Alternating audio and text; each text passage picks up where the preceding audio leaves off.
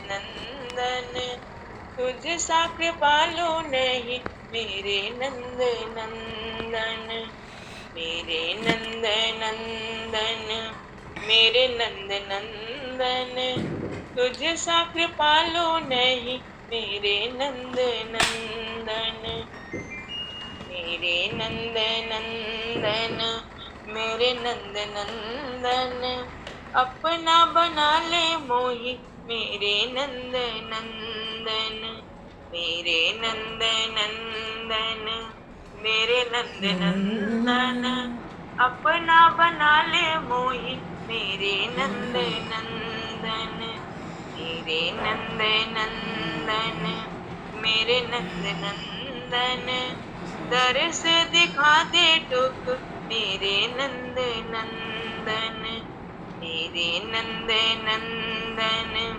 मेरे नंद नंदन, दर्श दिखा दे टुक मेरे नंद नंदन, मेरे नंद नंदन, मेरे नंद नंदन, निज सेवा दे मोही मेरे नंद नंदन, मेरे नंद नंदन, मेरे नंद नंदन, निज सेवा दे मोही मेरे नंद नंदन, मेरे नंद नंदन, मेरे नंद नंदन, अपना बना ले मोही मेरे नंद नंदन, मेरे नंद नंदन, मेरे नंद नंदन, अपना बना ले मोही मेरे नंद नंदन, मेरे नंद नंदन, मेरे नंद नंदन, तू ही मेरा मैं भी तेरी मेरे नंद नंदन, मेरे नंद नंदन, मेरे नंद नंदन, तू ही मेरा मैं भी तेरा मेरे नंद नंदन, मेरे नंद नंदन, मेरे नंद नंदन, सुर से लगा ले मोही मेरे नंद नंदन, मेरे नंद नंदन, मेरे नंद नंदन, अपना बना ले मोही मेरे नंद नंदन। वृंदावन बिहारी लाल की जय, श्री कृष्ण कन्हैया लाल की जय, जय जय श्री राधे, जय जय श्री राधे।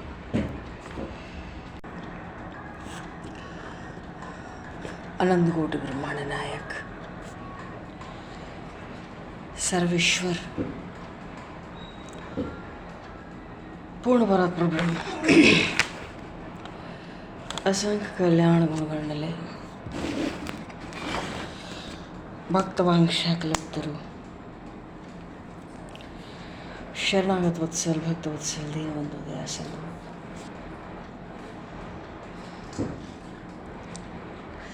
भगवान श्री सीताराम जी महाराज की सेवा कृपा करने से शर्मा जी महाराज की परम पावन भावमय सन्निधि में महापुरुषों की भावमय उपस्थिति में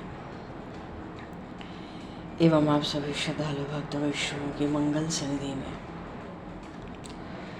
मानव जीवन का सर्वोत्कृष्ट फल भगवत गुणगान भगवत स्मरण का आनंद हम सभी भगवान श्री कृष्ण चैतन्य देव की लीला चरित्रों के माध्यम से प्राप्त करने जा रहे हैं। सर्वप्रथम आप सभी भक्तजनों के श्री चरणों में भगवत भाव से सादर वंदन सादर नमन। आप सभी को यथा योग्य जय श्री राम, जय जय श्री राधे, हरि शरणम, जय श्री राम जी के निताई गौर हरि बोल।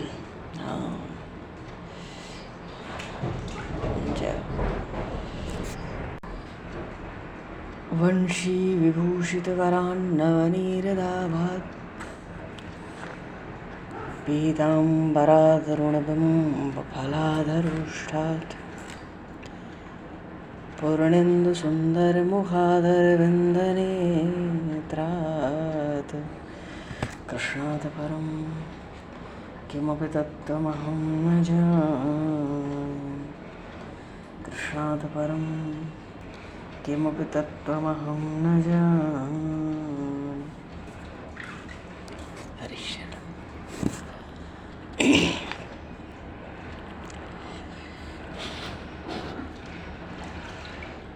हरिशरणं। जीव प्रभु से ये कहे कि हे नाथ मैं आपका हूँ, तो ये सुनने के लिए प्रभु भी लालायित रहते हैं। भगवान प्रतीक्षा करते हैं कि कोई कहे कि मैं आपका हूँ। महापुरुष कहते हैं इसलिए जीव यदि सच्चे हृदय से कह दे कि हे नाथ मैं आपका हूँ, तो भगवान प्रसन्न हो जाते हैं।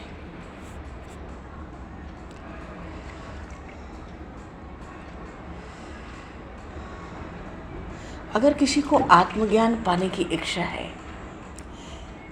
या आत्मज्ञान से परम पद पाने की इच्छा है, तो यत्नपूर्वक श्री गोविंद नाम का कीर्तन करना चाहिए। ये बात गरुड़ पुराण में आई है कि तुम गोविंद नाम का कीर्तन करके आत्मज्ञान भी प्राप्त करोगे। तदा यत्नेन महता कुरु गोविंद कीर्तनम। अब यदिच्छसि परम ज्ञानम ज्ञानच्च परमं पदम। तुम्हें आत्मज्ञान चाहिए या आत्मज्ञान से परम पद चाहिए? और जो महामंत्र का उच्चारण करे हरे राम हरे कृष्ण कृष्ण कृष्णेति मंगलम एवं वदन्ति ये नित्यम न हि तान बाधेत कली। पद्म पुराण में आया।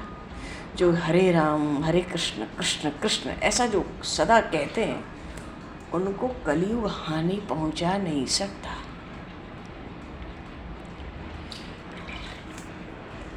ज्ञान का प्रकाश किसी भी रूप में मिले, जीवन का अंधकार अज्ञान के अंधकार दूर हो ही जाता है।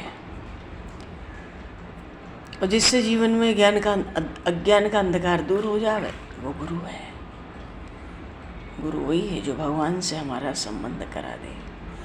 और हाँ देखो, श्री कृष्ण जन्माष्टमी का महान पर्व, भगवान श्री कृष्ण का प्रागट्य उत्सव, अवतरण दिवस श्री कृष्ण जन्माष्टमी आ गई है। सारा जगत सारा ब्रह्मांड ही यूँ कहें कि उन भगवान श्री कृष्ण के नंदनंदन श्याम सुंदर के अवतरण की प्रतीक्षा में है। श्री कृष्ण जन्माष्टमी का पर्व कहीं कहीं तो कल मनाया जा रहा है, 15 अगस्त है कल। और रात्रि में कल अष्टमी लग रही है, पर 12 बजे नहीं लग रही है, उसके पीछे लग रही है। इसलिए बहुत बात नहीं बन रही है। तिथि तो सप्तमी है ही कल, 16 अगस्त को अष्टमी है, ब्रह्म मुहूर्त में है, उदया तिथि में है, सारा दिन है। रात्रि 9 साढ़े 9 बजे तक अष्टमी तिथि है।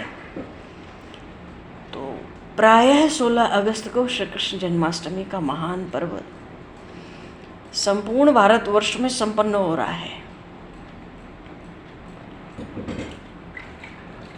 और चूंकि साधु संतों में, महापुरुषों में अष्टमी से बढ़कर रोहिणी नक्षत्र के योग को कहा गया है, क्योंकि 16 की रात को भी 9:30 बजे तक अष्टमी है।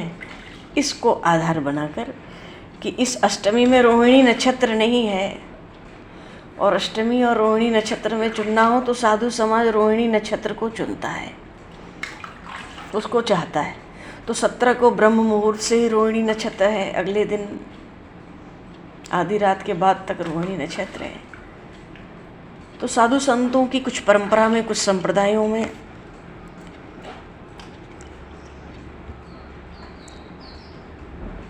सत्रह अगस्त को भी श्री कृष्ण जन्माष्टमी का महान पर्व है।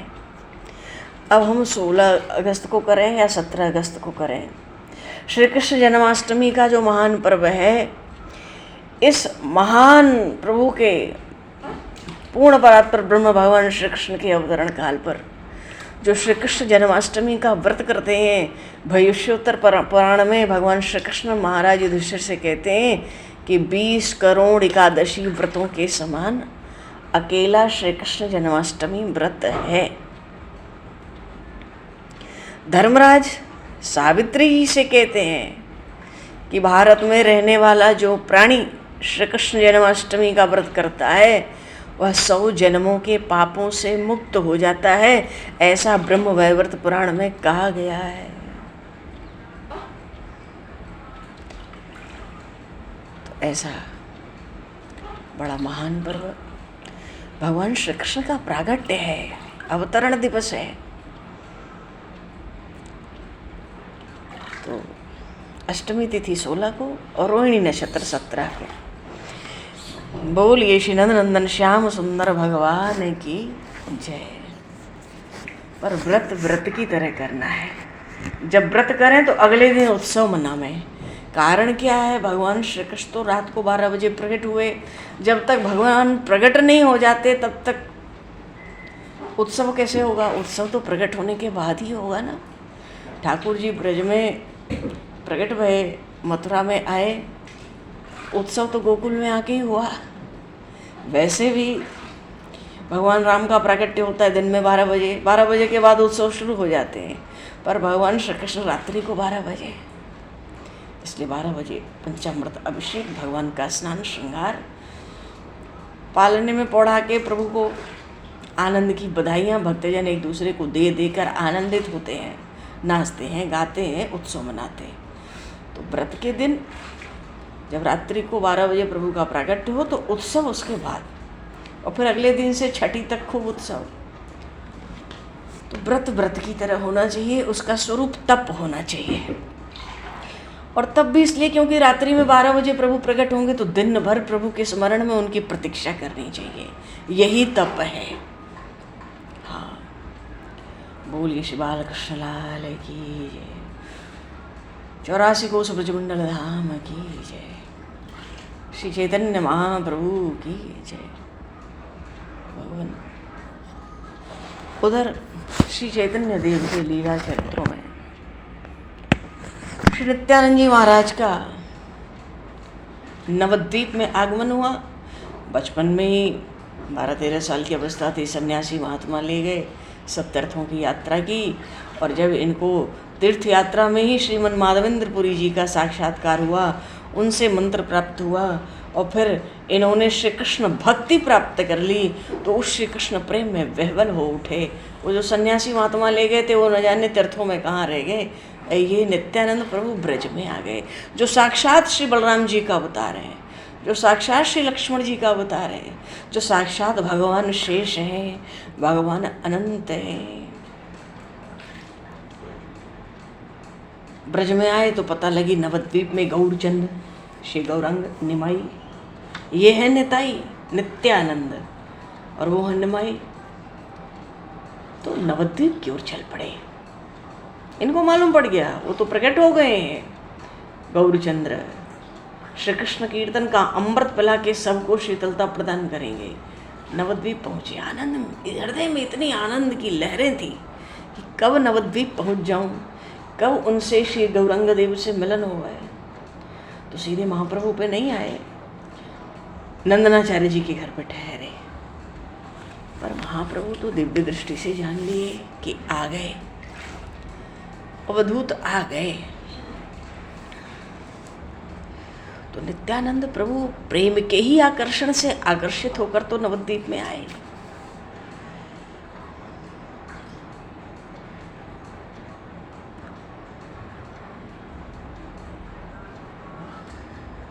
भक्तों को नवद्वीप में अवधूत नित्यानंद जी को खोजने के लिए उसी दिन प्रभु ने भेजा जिस दिन वो आए थे। 2-4 दिन रहे, थोड़े ही पाए थे, दोनों ही अंतर्यामी हैं।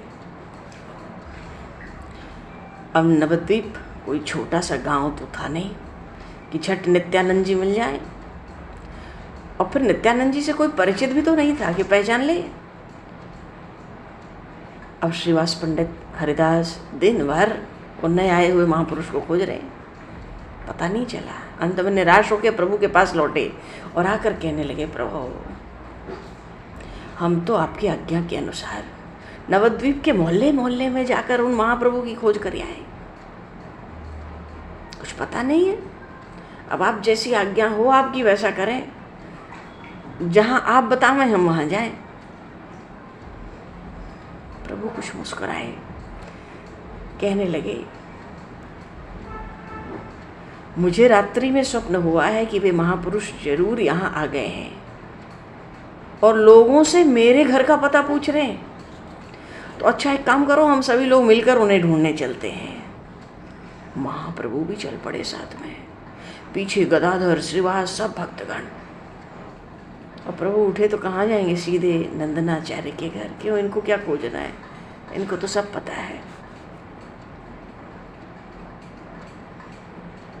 और आचार्य के घर पहुंचे तो देखा दिव्य कांति से युक्त महापुरुष। अरे असीम तेज, इतना तेज नित्यानंद जी का पूरे घर में उसका प्रकाश था। पद्मासन में बैठे थे।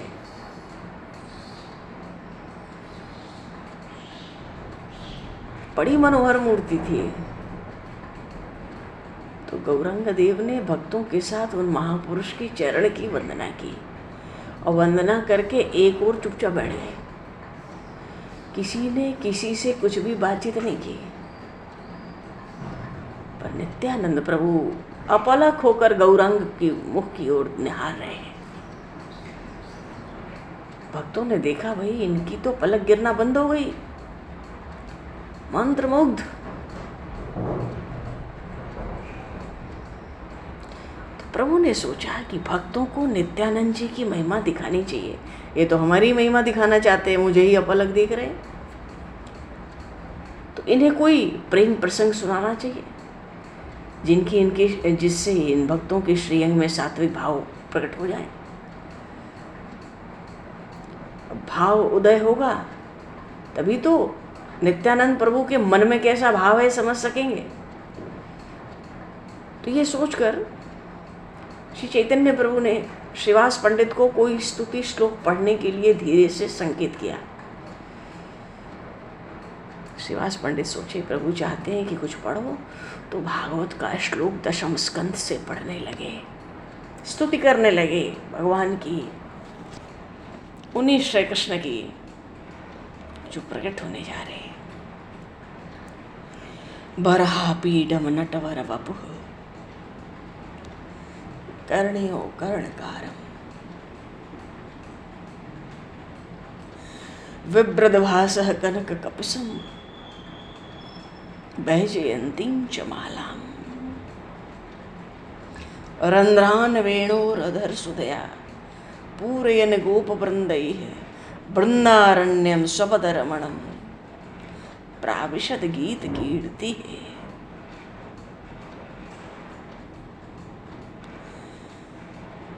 इस श्लोक में कितना माधुर्य है, कोई रसिक ही समझे।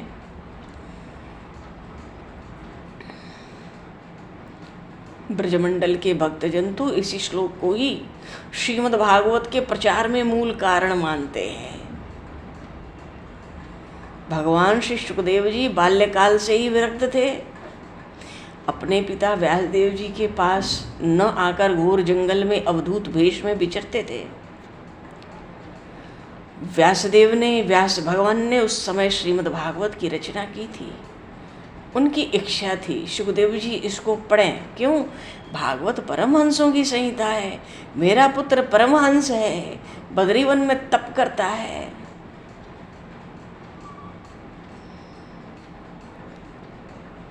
अवधूत हैं तो उतनी दूर कहीं रुकेंगे जितने देर में एक गऊ दुही जाए, उससे अधिक देर कहीं सुखदेव जी ठहरते नहीं थे। तो फिर 18,000 श्लोक वाला श्रीमद् भागवत कैसे पढ़ेंगे?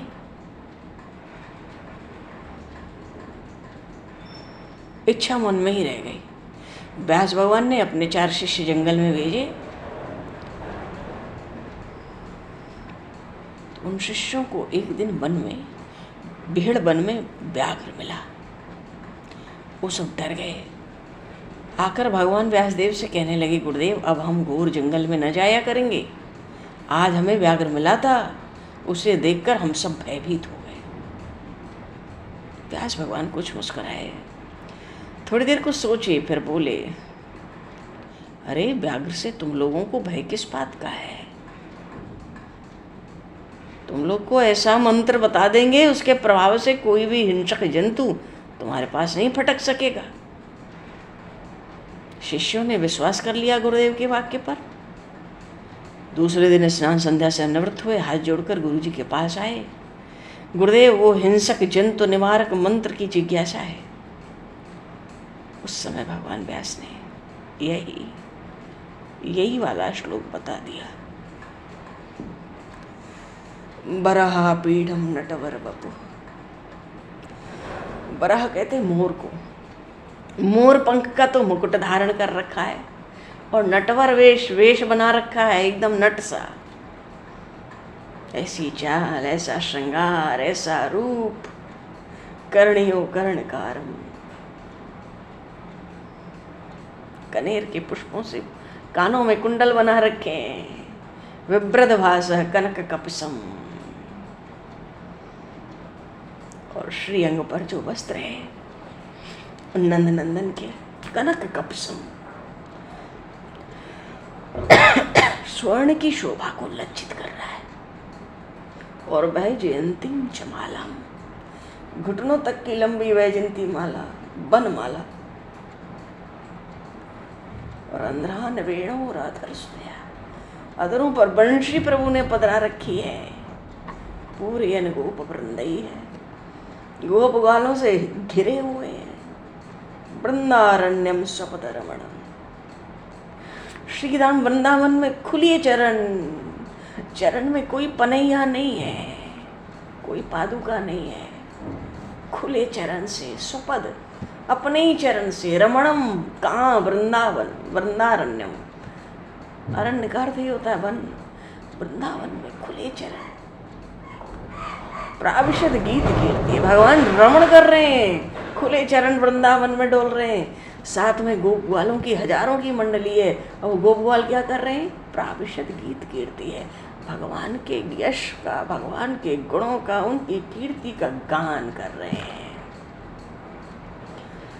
गोविंद जय जय गोपाल जय जय, गोविंद जय जय गोपाल जय जय, राधा रमण हरि गोविंद जय जय, राधा रमण हरि गोविंद जय जय, गोविंद जय जय गोपाल जय जय, गोविंद जय जय गोपाल जय जय, गोविंद जय जय गोपाल जय। बरहा पीडम नटवर बपु। शिष्यों ने बड़ी श्रद्धा और भक्ति के साथ कंठस्थ कर लिया। क्यों? रोज जंगल में जाना है, फल फूल कंद समिधा कुश सब लाना है ना रोज। सब साथ मिलकर जंगल को जाते। तब इस श्लोक को मिलकर बड़े स्वर से पाठ करते। तो निर्जन जंगल में गूंजने लगी आवाज।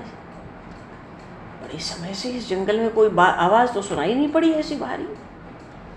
अब अवधूत शिरोमणि श्री सुखदेव जी घूमते फिरते आ निकले। श्लोक सुने मंत्रमुग्ध हो गए। शिष्यों से जाकर पूछा, तुम लोगों ने ये श्लोक कहाँ सीखा? देखो, सुखदेव जी महाराज अवधूत हैं, निर्गुण ब्रह्म के उपासक हैं। श्रीमद् भागवत में सुखदेव जी ने स्वयं परीक्षित जी से कहा, परीक्षित, मैं पहले निर्गुण ब्रह्म का उपासक था, प्रकाश का, ज्योति का ध्यान करता था। पर जब से मैंने वो श्लोक सुना, बरहा पीडम नटवर कर्णियो कर्णिकारम और वृंदारण्यम स्वपदर्मनम, उस रूप माधुरी पर मैं बिक गया। अच्छा, शिष्यों ने बड़ी नम्रता से सुखदेव जी से कहा, हमारे जो कुलपति भगवान व्यास देव हैं, उन्होंने हमें इस मंत्र का उपदेश दिया है।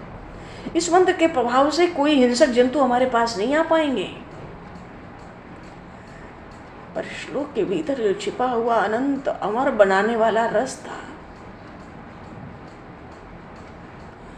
वो तो उसको पान करके पागल से हो गए। अपने अवधूतपन का आचरण भूल गए। दौड़े दौड़े व्यास जी के पास पहुंचे और उनसे प्रार्थना की, ये श्लोक पढ़ाओ। अपने विरक्त परमहंस पुत्र को इस भांति प्रेम में पागल देखकर पिता की प्रसन्नता का क्या पारावार है। एकांत में ले गए, धीरे से कहे, बेटा इस प्रकार के 18,000 मंत्र, 18,000 श्लोकों की परमहंस संहिता हमने बनाई है, तुम उसका अध्ययन करो। सुखदेव जी ने आग्रह किया, नहीं पिताजी, हमें तो बस यही एक श्लोक बता दीजिए। व्यास भगवान ने वही एक श्लोक पढ़ा दिया, उन्होंने कंठस्थ कर लिया। अब तो सुखदेव जी घूमते घूमते उसी श्लोक को सदा पढ़ने लगे। पर तो श्री कृष्ण प्रेम का एक ऐसा अनोखा स्वाद तनिक भी जिसको चस्का लगा कभी त्याग नहीं सका। मनुष्य फिर छोड़ना चाहे तो वो प्रेम उसको पकड़ लेता है। सुखदेव जी को भी वो चस्का लग गया। अवधूत पने का आग्रह छोड़ के श्रीमद् भागवत पढ़ने में लग गए। पिताजी ने सांगो मांग पढ़ा दिया। तभी तो व्यास भगवान कहते हैं कि भैया ये जो भागवत पढ़ेगा भगवान श्री कृष्ण उसके हृदय में प्रकट हो जाएंगे। क्यों? मेरा पुत्र मुझे प्राप्त हो गया इस भागवत के एक श्लोक के माध्यम से। तो जैसे मुझे इतना आनंद प्राप्त हो गया सुखदेव को पाकर, ऐसे ही जो भागवत पढ़े उसको श्री कृष्ण हृदय में प्रकट हो जाएंगे।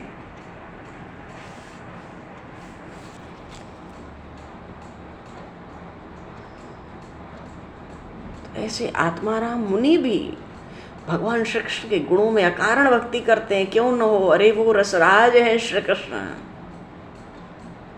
रसो वैसः सो अयम श्री कृष्ण गोविंद।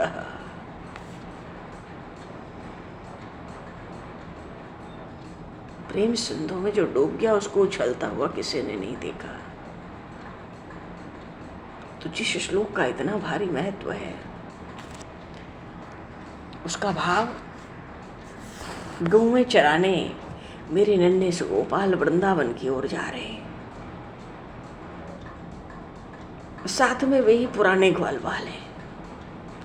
उनको न जाने आज क्या सूझी। आज कन्हैया की कमनीय कीर्ति का निरंतर बखान करते जा रहे हैं। सब अपने कोमल कोमल कंठों से श्री कृष्ण का यशगान कर रहे हैं। और ये श्याम सुंदर अपनी मुरली की तान में मस्त है।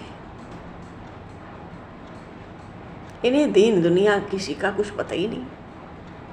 तो उस समय छवि प्रभु की कितनी सुंदर, संपूर्ण शरीर की जो गठन है एक सुंदर नट के समान, बड़ी मनोहर, चित्त को आकर्षित कर ले बलपूर्वक। सिर पर मोर मुकुट, कानों में बड़े बड़े कनेर के पुष्प लगा रखे हैं। ऐसा पीतांबर शरीर पर कनक कपस, गली में वैजयंती माला,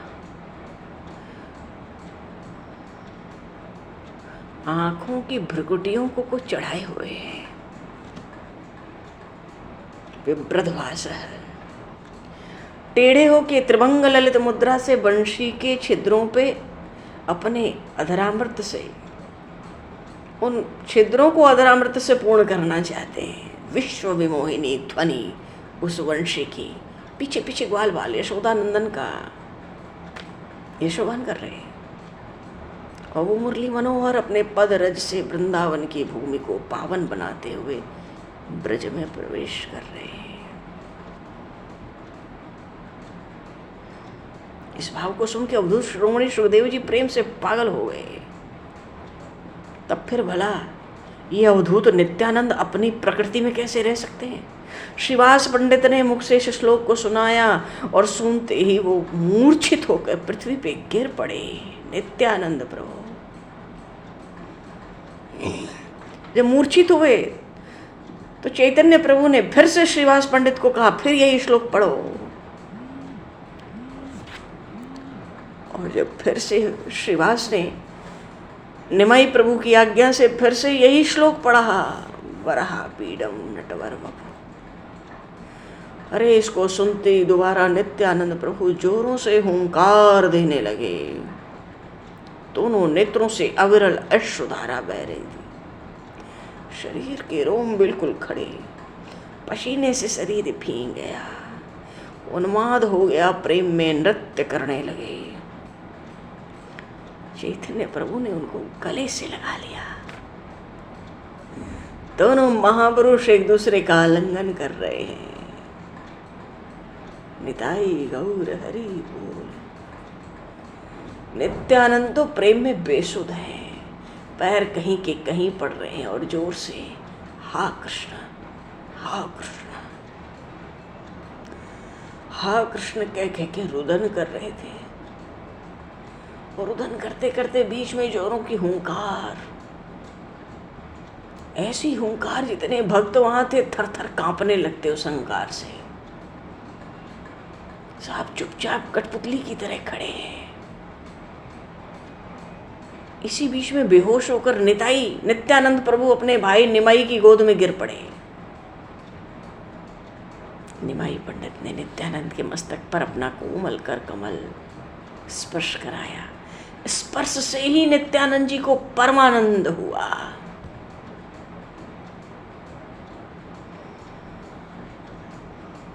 कुछ बाहगान हुआ। निमाई प्रभु दीन भाव से कहने लगे, आज हम सभी लोग आपकी पदधूलि को मस्तक पर चढ़ाकर कृतकृत्य हुए। आपने दर्शन दे के हमें बड़भागी बना दिया। आप जैसे अवधूतों का दर्शन संसारी मनुष्यों को कैसे हो सकता है।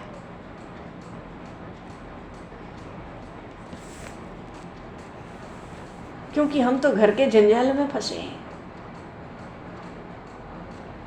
आप जैसे महापुरुष हम पर अकारण कृपा करके स्वयं ही घर बैठे दर्शन देने आते हैं। अब इससे बढ़कर हमारा और क्या सौभाग्य होगा।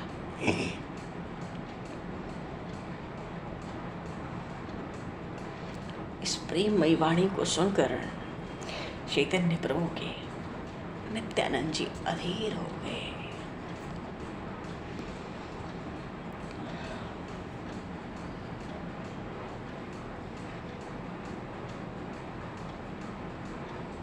बताने लगे, इन्हीं श्री कृष्ण के दर्शन के लिए हम देश विदेश सब मुख्य मुख्य पुण्य स्थान तीर्थ गए, बड़े बड़े मंदिर देवालय देखे, सात्विक देवस्थान देखे, सबके दर्शन किए, पर उन स्थानों के सिंहासन को हमने खाली ही पाया।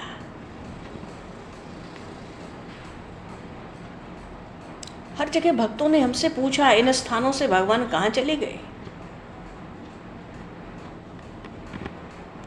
अच्छा, जब प्रभु पूछते होंगे बड़े बड़े मंदिरों में जाके कि भाई सिंहासन खाली क्यों है, आपके भगवान कहाँ चले गए, तो बड़े बड़े पुजारी भी इनको आश्चर्यचकित होकर देखते, चुप हो जाते। कितने तो इनको पागल समझे। नित्यानंद प्रभु चैतन्य प्रभु से कहते हैं, बहुत तलाश करने पर एक भक्त ने पता दिया कि भगवान नवद्वीप में प्रकट होकर श्री कृष्ण कीर्तन का प्रचार कर रहे हैं। बोलिए श्री चैतन्य महाप्रभु की जय। महाप्रभु साक्षात श्री कृष्ण के अवतार हैं।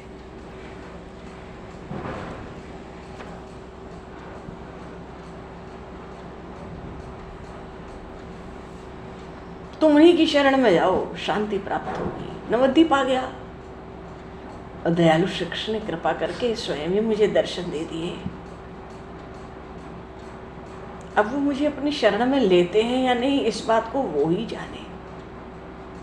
इतना कहते कहते नित्यानंद प्रभु गौरांग की गोदी में लुढ़क गए, मानो अपना सर्वस्व गौरांग को अर्पण कर दिया।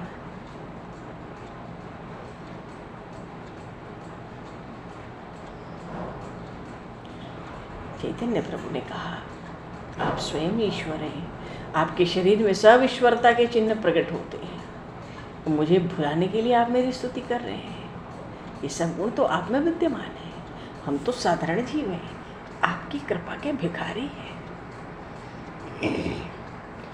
भक्त क्या करें, सब चुपचाप बैठ के मंत्रमुग्ध होके आश्चर्य के साथ सुन रहे हैं।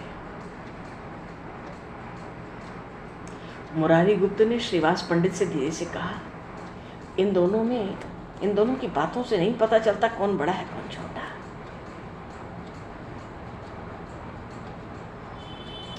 तो धीरे धीरे श्रीवास पंडित कहते हैं किसी ने शिव जी से जाकर पूछा कि आपके पिता कौन है।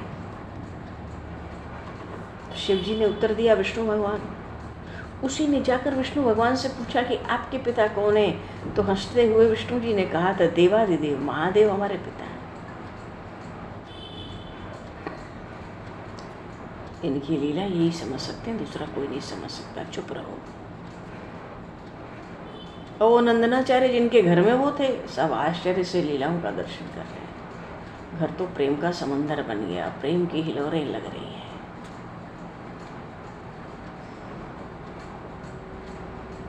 और पश्चिंती भाषा में वो दोनों महापुरुष चुपचाप न जाने क्या क्या बातें कर रहे हैं, वो तो वही जाने। बैखरी वाणी को बोलने वाले हम जैसे साधारण लोग उसको कैसे समझ सकते हैं। बोले श्री चैतन्य महाप्रभु की, श्री नित्यानंद प्रभु, निताई गौर हरि बोल।